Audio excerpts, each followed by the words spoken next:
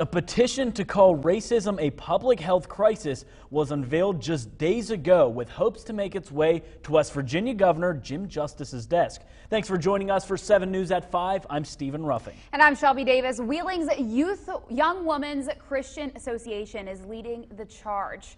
7 News reporter Stephanie Grinley joins us live in the studio now. Stephanie, what would this new declaration for racism mean?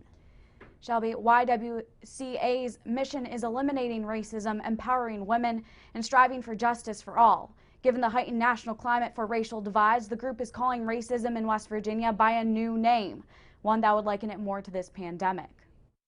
It is a public health crisis. Now is the time to recognize it as such. It takes the totality of a person and wipes away the humanity of them. Like a virus, some claim racism affects the core of a person, and those germs are embedded deep within society. There are health disparities in women giving birth. There are health disparities in medical conditions for men. Healthcare, housing, employment, which will all impact the wholeness of a person, which makes every aspect of our life less than.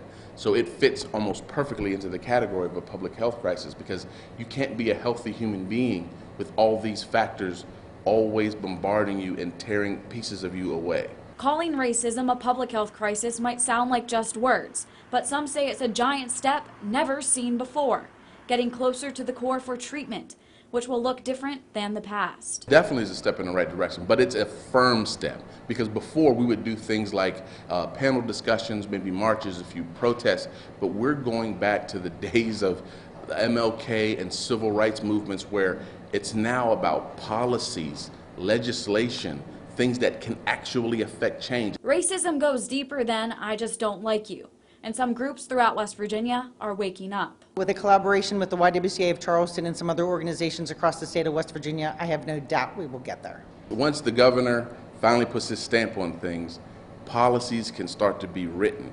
Agencies can start to be as proactive as they need to be. The goal is 10,000 signatures in order to make it to Governor Jim Justice's desk. To sign the petition, we'll have a link on our website, WTRF.com. Live in the 7 News room, I'm Stephanie Grinley, working for you.